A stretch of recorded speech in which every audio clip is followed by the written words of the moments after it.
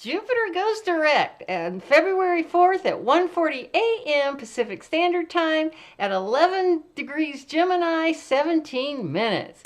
Now, all the planets are direct except for Mars. Uranus just went last week, but Mars will go direct on February 23rd. Now, Jupiter is our planet of expansion, sense of humor, very generous, rules our belief systems, our ethics, and our morals, and all that good stuff. And so, Jupiter in Gemini, our communication sign, can, the lower forms of that can be like gossip and rumors and things like that. But the higher level of this is we can get some really great ideas to help us go forward. Now, Jupiter will be going into Cancer as it goes straight ahead, but not till June 10th. But just a perfect time for us to get invested in the home and do a bunch of yard work. Now, just a few hours before Jupiter goes direct, Venus goes into Aries, just about at midnight between the 3rd and the 4th. And the Venus is how we express our feelings, our attitudes towards money. And in Pisces, she's been exalted. She's feeling everything, feels very special and spiritual. The only drawback with Venus and Pisces is the rose-colored glasses. And when Venus gets into Aries, we may feel a little disillusioned and disappointed with that, suddenly getting that wake-up call. Now, Aries is ruled by Mars, and it's a cardinal fire sign. That's why she's catching on fire. So she's ready to get rid of the pastel robes and gossamer of Pisces and get in her little red mini skirt for Aries. And she's going to go out and she's going to flirt and just look for some attention. Now, men have Venus energy as much as women, so don't let that bother you, because she does like a little bit of competition there. But she's also extremely honest. You know exactly where you are with Venus and Aries energy. So, and just a little FYI here, Venus is going to go retrograde too. She only goes once every 18 months on March 1st, excuse me, of this year. So we'll talk more about that later. And I hope I see you in the extended version. Just touch that related videotape and then you'll be there. All right, see you later, guys. Bye. Mwah, mwah, mwah, mwah. Thank you so much for coming back to the Magical Mystery School and the expanded version of Jupiter goes direct and Venus goes into Aries. But I want to make up my public service announcement right quick. Watch out for scams. I'm only on YouTube. I will only communicate with you through the comments section.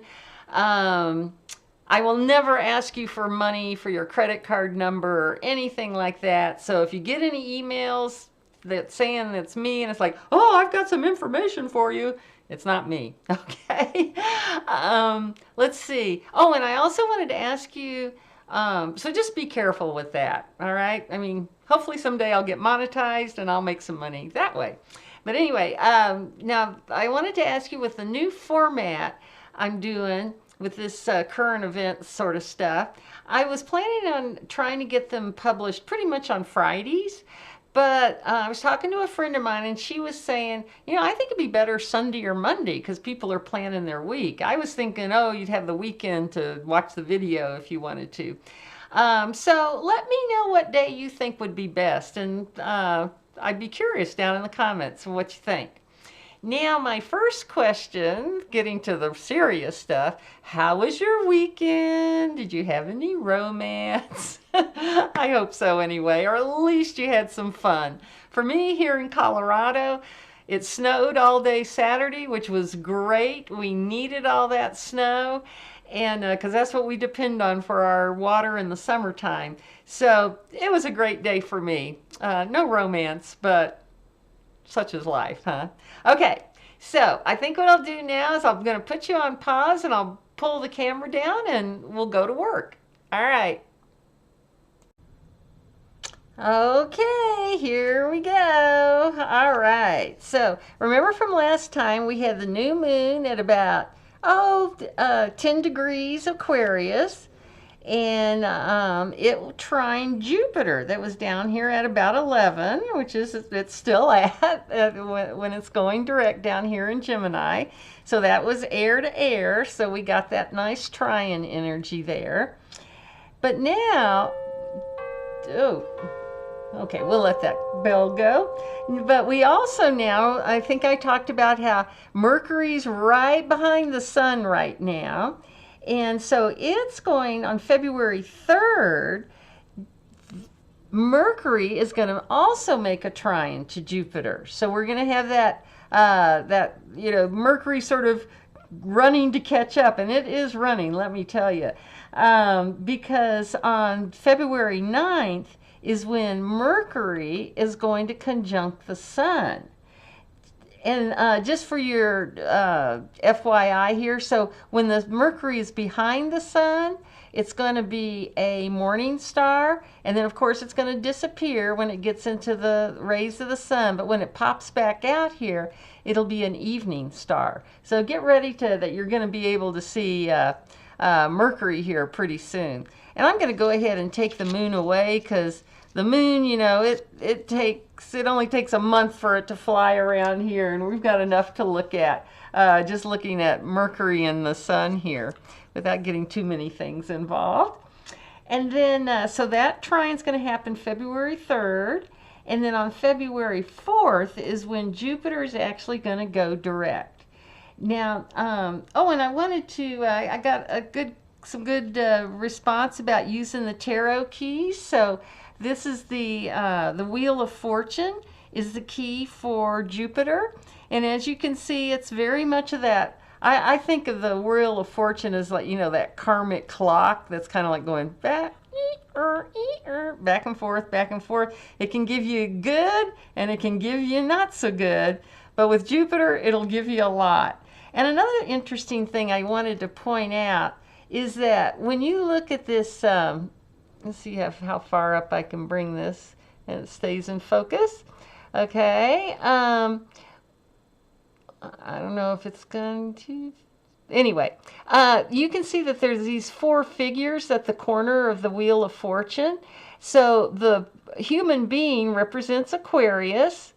The eagle represents Scorpio. And let's see. Can I get that better? I guess not. Oh, there, that looks like about as good as I'm going to. Okay, so Scorpio is represented by the scorpion, the snake at its lowest level, the eagle, the next level, and then the dove is the highest level of Scorpio. And then we've got the lion here, that's for Leo, right? So the fixed signs, and then Taurus, the bull, for Taurus right here. So the 4 fixed signs are represented on that Wheel of Fortune card, and also on the world too, but for right now we'll just look at that one. So sometimes, because I'm a big believer that there's parts of your brain that can't even speak English or any language, and it just understands these pictures and that representation and that type of thing. Okay. So with Jupiter going direct in Gemini, which is a communication planet, right, or sign, and with Mercury, who's actually the ruler of Gemini, trine this Gemini, or this Jupiter when it goes direct, expect some information coming out. It better be coming out. That's all I gotta say. And just a FYI for you, this Jupiter is headed straight for Cancer, and it'll actually be going into Cancer. Oh, I had that written down. I think it's the 1st of March. But anyway, I'm looking. No, I don't see it. Anyway, okay. So Jupiter will be going straight into Cancer here. Let's see. Oh, lost my train of thought there. Okay. Oh, the other thing I wanted to mention and kind of make a, I alluded to it in the last one about Uranus going stationary direct. I also want to mention this about Jupiter going stationary direct.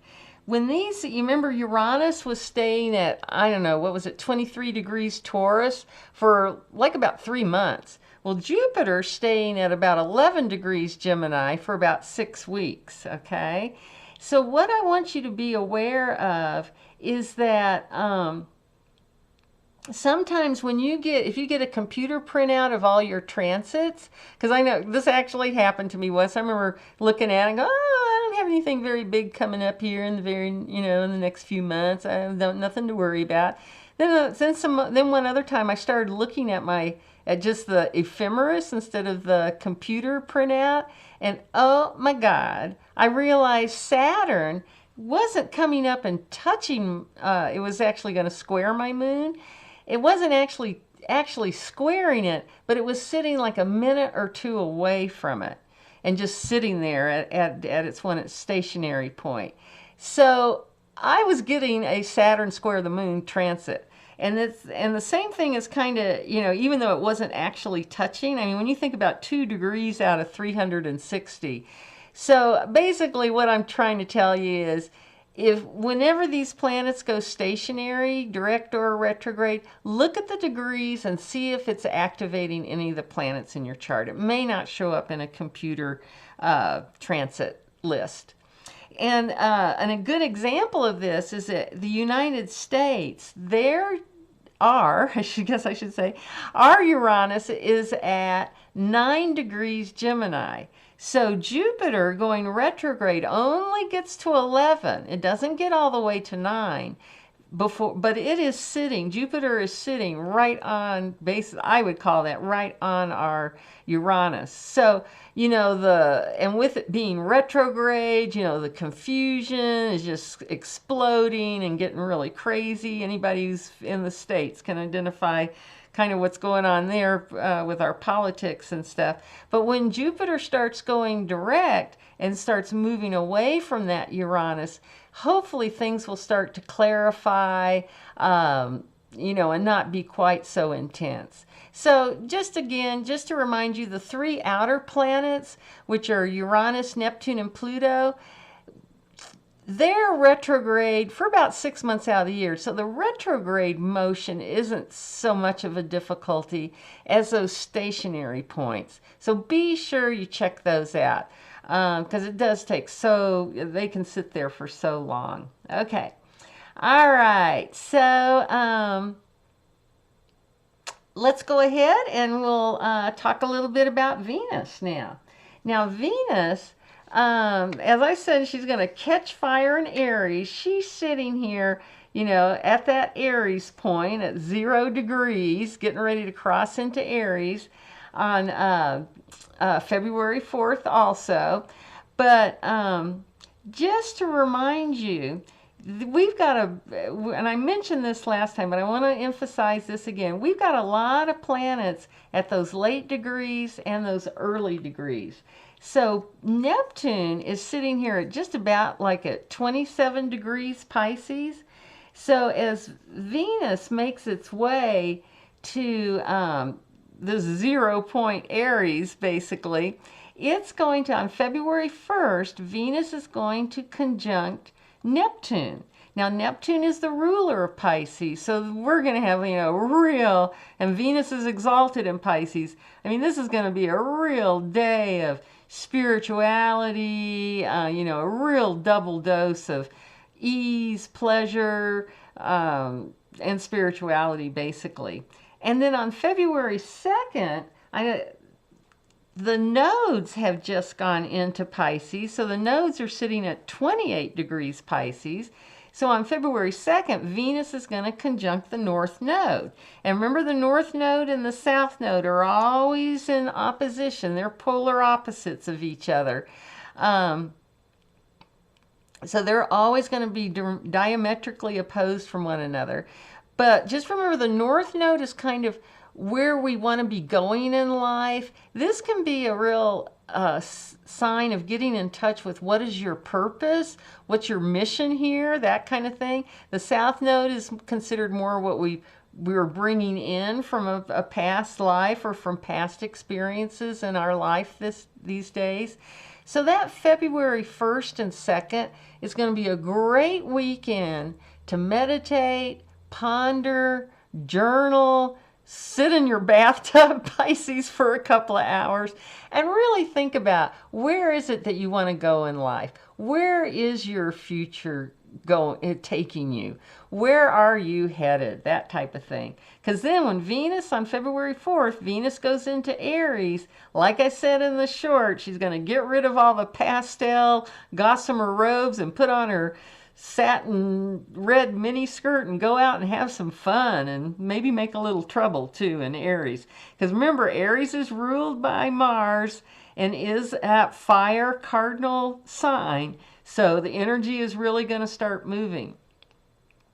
Now, one thing I also wanted to mention to reinforce is that whenever a planet changes sign, like Venus is, be aware. Now, we saw how it went over Neptune and the North Node, but you always want to think, remember Pluto up here at 1 degree Aquarius, right?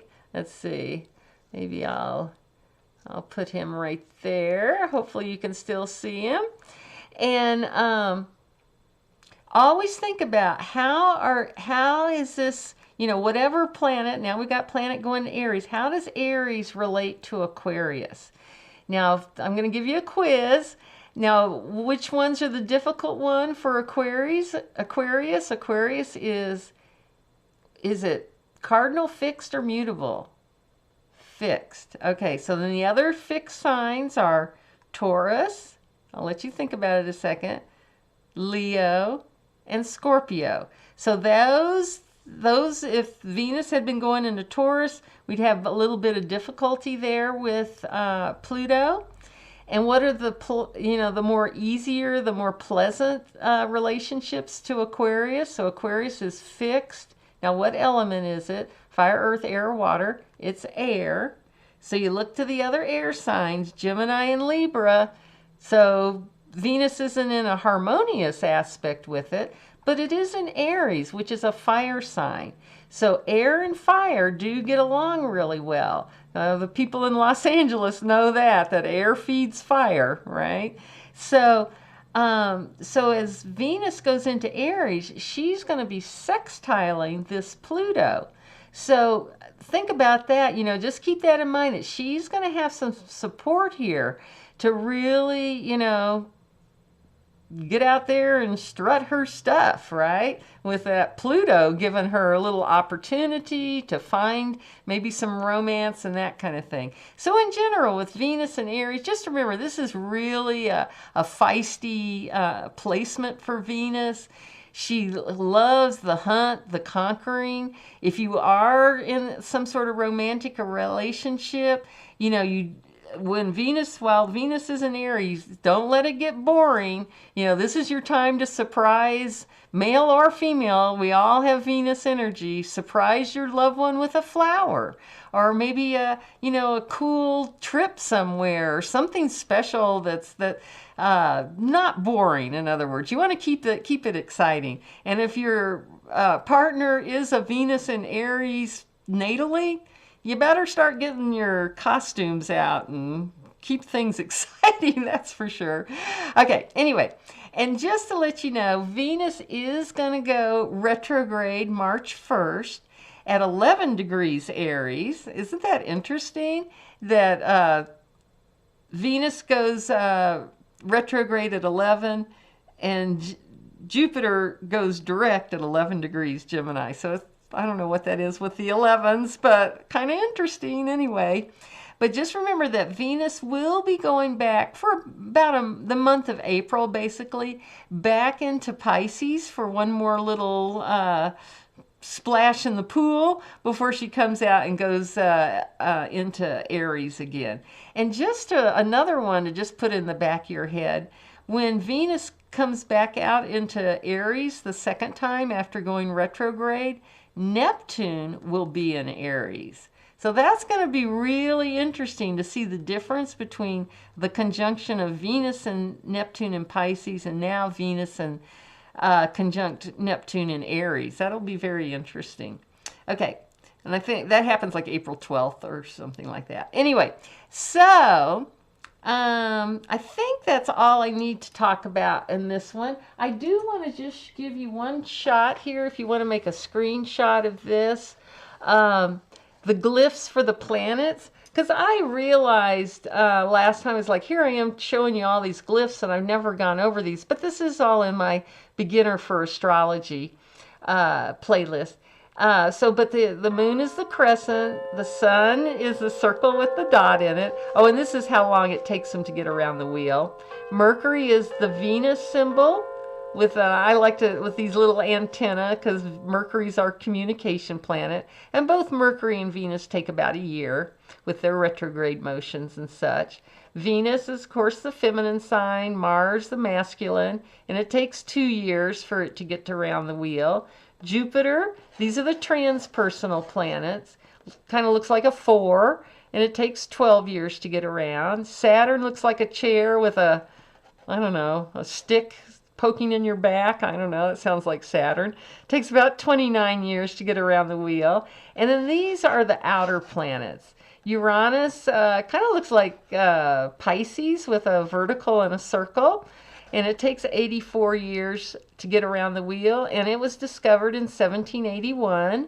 Neptune, looks like Neptune's trident, 164 years to get around the wheel, discovered in 1846. And Pluto looks like, again, Venus with a crescent underneath there. And I've seen this, it almost looks like a P for Pluto in some modern texts. So I just wanted to make you aware of that. And it was discovered in 1930 and takes 248 years to go around. So feel free to take a screenshot of that. Okay, now I think that's all I wanted to mention. Oh, and I forgot to show you this. This is the key for Venus, is the Empress. So, and you can see she's got her little Venus symbol right here on her shield and that kind of thing. Can you see that? Maybe I should use my bigger cards. Okay, enough of that. All right, so we'll see you next time, hopefully, and we'll talk about the full moon in Leo. And Mars and Saturn are going to be in a trine aspect coming up here pretty soon. So 2 of the malefics in an easy flowing transit. So we'll see how that goes. Okay, so enough for everything, and thank you so much, and we'll talk to you next time. Bye.